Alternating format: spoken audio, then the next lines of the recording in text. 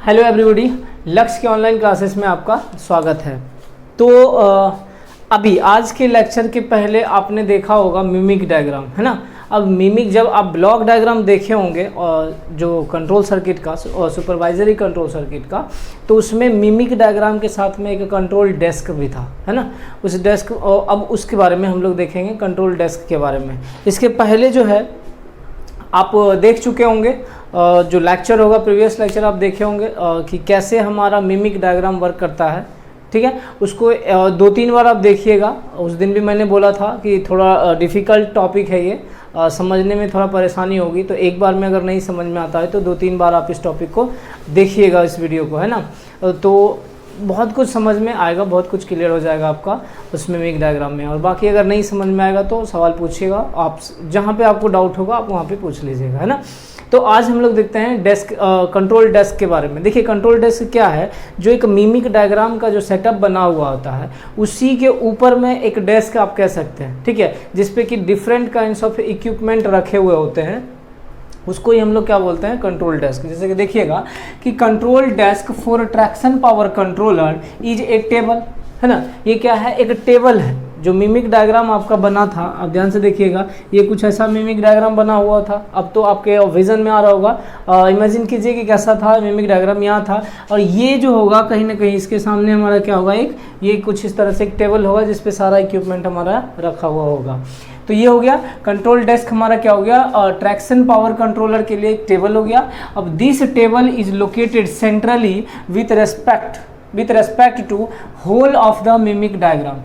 यही चीज़ है सर, ये जो टेबल है आपका, इसी को हम क्या बोल रहे हैं, कंट्रोल डेस्क। और यह कंट्रोल डेस्क जो है कहाँ पे लोकेटेड रहेगा, तो जो मिमिक डायग्राम है आपका उसके सेंटर में हमारा क्या रहेगा, प्लेस्ड रहेगा, ठीक है, लोकेटेड सेंट्रली, ध्यान दीजिएगा, with respect to whole of the mimic diagram.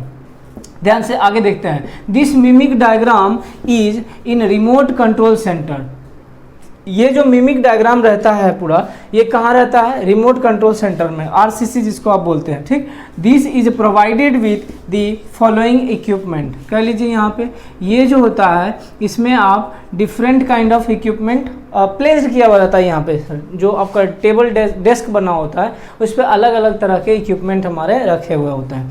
तो पहला टेली कम्युनिकेशन सिस्टम, ठीक है, टेली कम्युनिकेशन सिस्टम हो गया आपका पहला, जो कि आपका कम्युनिकेशन के लिए हेल्प करेगा। दूसरा लाउड स्पीकर, है ना, उसी डेस्क पे ये रखा रहेगा। अब लाउड स्पीकर होगा किस लिए, सुनने के लिए, जो भी हमारा आएगा सिग्नल जिस तरफ से आएगा, तो टेलीफोनिक कन्वर्सेशन जो होगा यहाँ पे उसको सुनने की बात कर रहे हैं हम लोग, ठीक है। तो एक हमारा क्या है, लाउड स्पीकर। नेक्स्ट आता है telephone from TPC circuit. Telephone की या मतलब सिग्नल की ही बात हम कर रहे हैं, ठीक है। ट्रैक्शन पावर कंट्रोलर सर्किट के से जो आपका लाइन आ रहा होगा उसके लिए हम एक टेलीफोन रखें। नेक्स्ट लोको कंट्रोल सर्किट, जो लोको पायलट के अधीन होगा उसके लिए हमें कंट्रोल सर्किट है। Next emergency control circuit, emergency में वर्क करने के लिए भी हमारा एक यूज होता है, इमरजेंसी कंट्रोल सर्किट होगा। नेक्स्ट हो गया intersection to section controller and deputy controller with ringing facilities.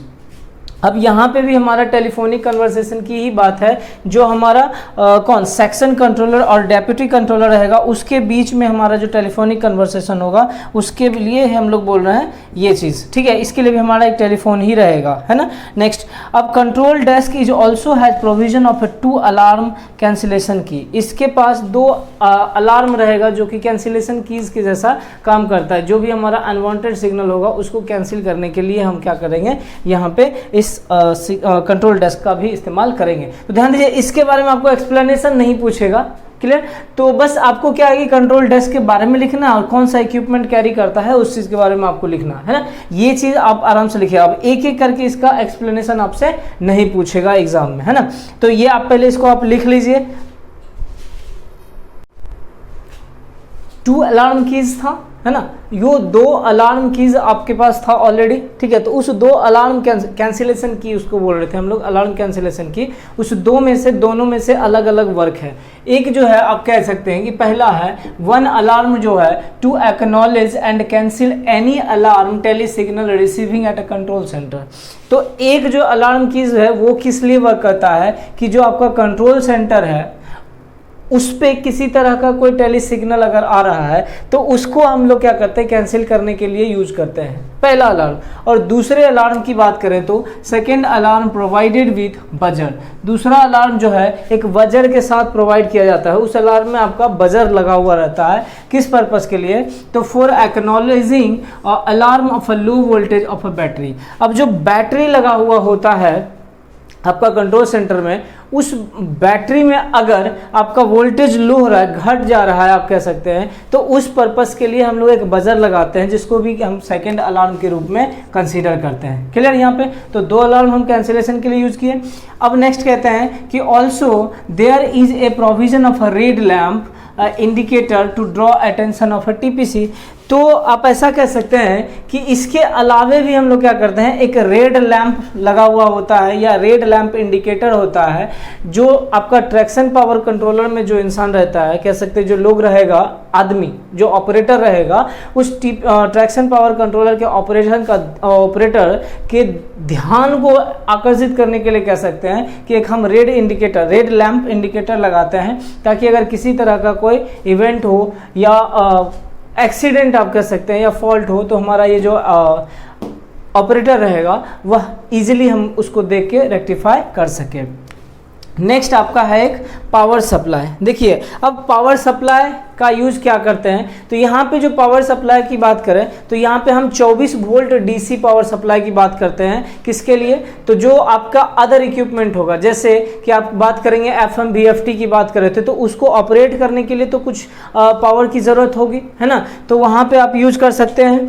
Next आप कह सकते हैं कि स्विचिंग इक्विपमेंट जो यूज करेंगे उसका, या जो आपका बैटरी चार्जर होगा, उन सब के लिए हम लोग क्या करेंगे, डीसी का इस्तेमाल करते हैं। ठीक, तो ध्यान दीजिएगा इसको। 24 volt DC supply is obtained from A battery. 24 volt DC supply हम लोग क्या करते हैं, एक बैटरी के द्वारा ऑब्टेन करते हैं, provided with suitable battery charger. तो एक बैटरी रखते हैं, उस बैटरी को हम लोग चार्ज करते हैं, ऐसा कह सकते हैं कि उस बैटरी को हम लोग क्या करते हैं, चार्ज करते हैं, और चार्ज करने के बाद हम लोग को क्या है कि 24 वोल्ट डीसी सप्लाई मिलता है, जिसको कि हम यूज करते हैं किस पर्पस के लिए, तो ये ध्यान दीजिएगा कि this supply is required for switching equipment, FM VFT equipment and all the alarm indicators of remote control centre. तो जो भी आपका अलार्म इंडिकेटर होगा या स्विचिंग इक्विपमेंट होगा या फिर आप कह सकते हैं कि एफएम वीएफटी इक्विपमेंट होगा, इन सब को ऑपरेट करने के लिए हमें डीसी की आवश्यकता होती है, और वह डीसी सप्लाई हम लोग को कहाँ से ऑब्टेन होता है, तो बैटरी से, और वह बैटरी हमें क्या किया जाता है, चार्ज करके ऑब्टेन किया जाता है। अब इसके बाद हम लोग देखते हैं रिमोट कंट्रोल स्विचिंग इक्विपमेंट। देखिए इसको आप नोट कर लीजिए, ठीक है। अभी हम लोग फिर एक और इक्विपमेंट था, क्या, मिमिक डायग्राम और कंट्रोल डेस्क के बाद में आप कह सकते हैं कि एक इक्विपमेंट था रिमोट कंट्रोल स्विचिंग इक्विपमेंट, है ना, रिमोट कंट्रोल स्विचिंग इक्विपमेंट। तो अभी हम लोग देखेंगे रिमोट कंट्रोल स्विचिंग इक्विपमेंट में क्या होता है। देखिए रिमोट कंट्रोल स्विचिंग इक्विपमेंट कुछ मतलब आप कह सकते हैं कि अलग अलग टाइप का इक्विपमेंट कैरी करता है, और उस इक्विपमेंट, कंप्लीट इक्विपमेंट की मैं बात कर रहा हूँ, जैसे पल्स जनरेटर रखता है, या फिर आप कह सकते हैं चेक सर्किट है, सेंड और रिसीव सर्किट है। तो ये सब मिल के क्या करता है कि जो कंट्रोल सर्किट होगा आपका, ठीक ना, जो कंट्रोल स्टेशन होगा रिमोट कंट्रोल सेंटर का, वहाँ से सिग्नल या पल्स को एक कोड के फॉर्म में सेंड करेगा, मतलब सेंड भी करेगा और रिसीव भी करेगा। यही वर्क रहता है किसका, रिमोट कंट्रोल स्विचिंग इक्विपमेंट का, ठीक है। देखिए कि it consist of following main units. यह क्या करता है, इसके पास अलग अलग इक्विपमेंट रहता है। पहला आपका कौन सा है, पल्स जनरेटर। ये क्या होता है कि एक पल्स जनरेटर रखता है। पल्स जनरेटर मतलब आप कह सकते हैं जो ये होता है आपका, सर, ठीक है, ये हो गया। अब ये क्या होता है कि जो भी फ्रीक्वेंसी है उसको पल्स के फॉर्म में मतलब एक कोड के फॉर्म में जनरेट कर देता है, और जनरेट करने के बाद उसको क्या करता है, वो सेंड भी करता है और रिसीव भी करता है। Next send selector. तो अब देखिए जो आपका ये पल्स जनरेट किया, वह पल्स जो है किस फ्रीक्वेंसी पे आपको सेंड करना है, इस चीज़ का निर्धारण कौन करेगा, सेंड सेलेक्टर। मतलब किस फ्रीक्वेंसी पे हमें क्या करना है, जो इन्फॉर्मेशन को पास करना है, सेंड करना है, वो काम हमारा कौन करेगा, send selector. Next receive selector. अब जो है एक पर्टिकुलर फ्रीक्वेंसी पे आपने क्या किया, जो भी पल्स को जनरेट किया उसे एक पर्टिकुलर फ्रीक्वेंसी पे एक पर्टिकुलर चैनल के थ्रू आपने क्या किया, सेंड किया। अब जब वह है तो वह जो सेंड किया हुआ सिग्नल है या जो इन्फॉर्मेशन है, कोडेड इन्फॉर्मेशन है, उस इन्फॉर्मेशन को हमारा फिर कंट्रोल सर्किट क्या करेगा, रिसीव करेगा। तो किस पर्टिकुलर फ्रीक्वेंसी पे रिसीव करेगा उसका काम कौन करता है, ये रिसीवर सेलेक्टर, वही सेलेक्ट करता है। नेक्स्ट आपका चेक सर्किट, किसी तरह का कोई फॉल्ट हुआ तो उसको हम क्या करेंगे, चेक करेंगे। नेक्स्ट सेंड और रिसीव सर्किट। देखिए चेक सर्किट का यहाँ पे ये भी काम हो जाएगा कि जो आपका सेंड सेलेक्टर और रिसीव सेलेक्टर जो आपका इंफॉर्मेशन को पास कर रहा है कोडेड को फॉर्म में, क्या वह सही आ रहा है कि नहीं आ रहा है, वह काम भी हमारा ये चेक सर्किट का ही है। ठीक, नेक्स्ट सेंड और रिसीव सर्किट। अब इसके लिए आप सर्किट मिमिक डायग्राम में आप देखिएगा, सेंड सर्किट अलग बना हुआ है, रिसीव सर्किट अलग बना हुआ है, कंट्रोल सेंटर के लिए अलग और कंट्रोल पोस्ट या कंट्रोल स्टेशन के लिए अलग। नेक्स्ट है आपका इंडिकेशन सर्किट। तो इंडिकेशन सर्किट नाम से ही पता चल रहा है कि किसी तरह का कुछ भी फॉल्ट होगा या वर्क ऑपरेशन में होगा तो वह हमारा क्या करेगा, इंडिकेशन सर्किट इंडिकेट करेगा। जैसे कि फ्रीक्वेंसी पास हो रहा है, मतलब कोडेड के फॉर्म में फ्रीक्वेंसी पास हो रहा है, तब भी यह इंडिकेट करेगा कि हाँ सिग्नल हमारा क्या हो रहा है, ट्रांसमिट हो रहा है। फिर उसी सिग्नल को आप अगर रिसीव करते हैं तो भी हमारा क्या करेगा, यह इंडिकेट करेगा कि सिग्नल हमारा क्या हो रहा है, रिसीव हो रहा है। आगे देखते हैं, the main purpose of the above equipment. इस इक्विपमेंट का मेन पर्पस यह होता है कि is to generate and send coded information at the control station and also to receive coded information from the control station to the remote control center। देखिए यही चीज़ मैंने आपको बोला भी है ऑलरेडी कि इस जो ये सारे जो इक्विपमेंट है इसका मेन पर्पस क्या होता है, यह क्या करता है, जनरेट करता है और जनरेट करके पल्स जनरेटर का काम होगा, जो सिग्नल होगा उसको जनरेट कर पल्स के फॉर्म में जनरेट किया और उसको कोड में कन्वर्ट करके कोडेड इन्फॉर्मेशन को क्या करता है, यह सेंड भी करता है कंट्रोल स्टेशन को और फिर वही कोडेड इन्फॉर्मेशन को रिसीव भी करता है, कंट्रोल स्टेशन रिसीव भी करता है कहाँ पे, टू दी कंट्रोल सेंटर, है ना। देखिए इसको आप लिख लीजिए। देखिए इसमें ज़्यादा चीज़ नहीं पूछेगा, मैं बार बार बोल रहा हूँ, आपको बस इक्विपमेंट लिखना है और इसका मेन पर्पस क्या है, इस चीज़ को लिखना है। डीपली आपको बस पूछेगा। देखिए हालांकि ये पढ़ रहे हैं हम लोग अभी भी मिमिक डायग्राम में ही, या आप कह सकते हैं कि रिमोट कंट्रोल इक्विपमेंट जो है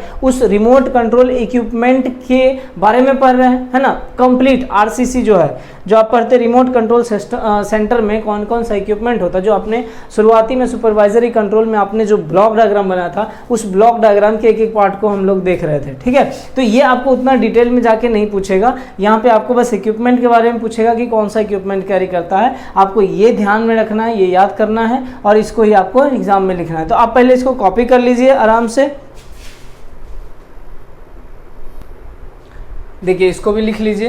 एक आपका ब्लॉक डायग्राम में एक और बचा हुआ था, FMVFT, frequency modulated voice frequency telegraph equipment. ठीक है, इसको भी आप नोट कर लीजिए, फिर इसके बारे में भी देखते हैं। देखिए यहाँ पे क्या होता है कि फ्रीक्वेंसी की बात किया जाता है। ठीक है, तो जनरली हम लोग के पास में 4 चैनल रहता है, उस 4 चैनल या आप कह सकते थे कितना 4 वायर के थ्रू 2 वे चैनल रहता है, आप ऐसा कर सकते हैं। ठीक है, अलग अलग मैंने आपको बताया होगा कि 60 साइकिल पर सेकेंड या 30 साइकिल पर सेकेंड के डिफरेंस पे हमारा फ्रीक्वेंसी होता है। अब वो फ्रीक्वेंसी को लिखने का ज़रूरत नहीं है, एक चार्ट है उस फ्रीक्वेंसी में, फ्रीक्वेंसी का एक चार्ट है और उससे हमारा क्या है पता चल जाएगा कि कितने फ्रीक्वेंसी पे हम लोग को क्या करना है, ट्यून करना है, या सेलेक्टर सर्किट, सेंड सेलेक्टर या फिर रिसीविंग सेलेक्टर सर्किट जो होता है वह सेलेक्ट करके कितने फ्रीक्वेंसी पे हमारा सिग्नल को भेजेगा।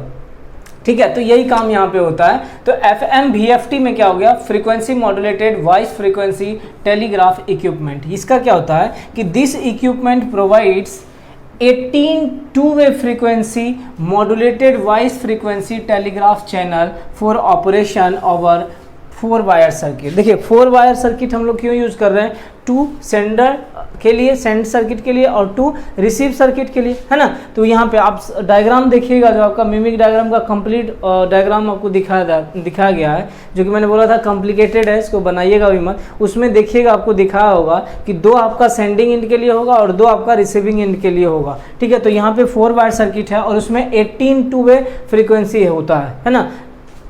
जो कि एक चैनल कह सकते हैं कि 18 two way frequency modulated channel रहता है, जिसके आधार पे क्या करता है कि जो सिग्नल होता है उसको सेलेक्ट करके भेजा जाता है या फिर रिसीव किया जाता है। अब यहाँ पे देखिएगा कि क्या रहता है, the second unit consist of, जो इस FM VFT का दूसरा यूनिट होता है वो क्या करता है, consist of an oscillator, modulator, an amplifier and send filter for each channel। तो जो फ्रीक्वेंसी का चैनल है आपका, जो 18 टू वे चैनल है वो क्या करेगा कि हर चैनल के पास में एक ऑसिलेटर होगा, एक मॉड्यूलेटर होगा, एम्पलीफायर होगा और एक सेंड फिल्टर रहेगा। क्लियर? क्या क्या रहेगा? ऑसिलेटर आपका हो गया जो कि पॉजिटिव फीडबैक में रहता है, और मॉड्यूलेटर हो गया, फिर सिग्नल को मॉड्यूलेट करेगा, फिर एम्पलीफायर जो भी वीक रहेगा आपका सिग्नल का स्ट्रेंथ, उसको क्या करेगा, ये मॉडिफाई कर देगा, मतलब एम्पलीफाई कर देगा, आप ऐसा कर सकते हैं, स्ट्रॉन्ग कर देगा। फिर आपका सेंड फिल्टर, सेंड के पास में जो भी फ्रीक्वेंसी में डिमेरिट्स रहेगा आप कह सकते हैं या डिस्टॉर्शन रहेगा उसको क्या करेगा, फिल्टर करेगा।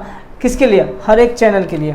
आगे, out of the 4 wire, out of the 4 wire का मतलब क्या, 2 फॉर सेंडिंग के लिए और 2 फॉर रिसीविंग के लिए। 1 pair is used to carry the tele commands from RCC to control post. तो जो उसमें से क्या होता है, एक पेयर या 2 वायर क्या किया जाता है, टेली कमांड्स का मतलब जो कि आप कमांड देते हो, ठीक ना, टेली कमांड्स के लिए यूज किया जाता है। कहाँ से? From RCC to control post, जो रिमोट कंट्रोल सेंटर है वहां से आपको कहां तक किया जाता है, कंट्रोल पोस्ट तक।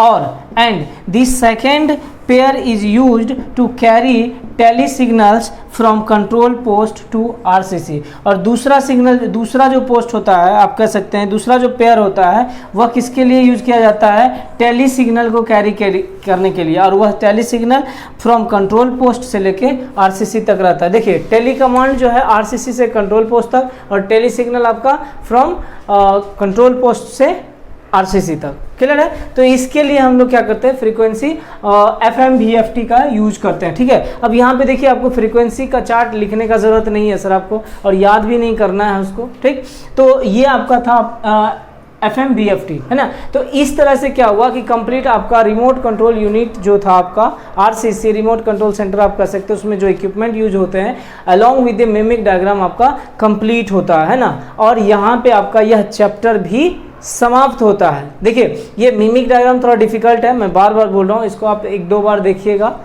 समझने का कोशिश कीजिएगा थोड़ा सा, होप सो आप समझ जाइएगा कि क्या है इसमें मिमिक डायग्राम में। लेकिन हाँ, एक बार देखिएगा तो डेफिनेटली आपको समझ में नहीं आएगा, थोड़ा बहुत आप समझ पाइएगा कि ये क्या कहना चाह रहा है मिमिक डायग्राम, लेकिन आप 2-3 बार आप देखेंगे तो डेफिनेटली समझ में आपको आ जाएगा। तो अब आज के लिए हम लोग इतना ही रखेंगे सर, और फिर हम लोग नेक्स्ट लेक्चर में एक नया यूनिट देखेंगे, देखते हैं कौन सा यूनिट हम लोग स्टार्ट करते हैं। ठीक, तो आज के लिए इतना ही। चलिए, आज का सेशन अटेंड करने के लिए धन्यवाद।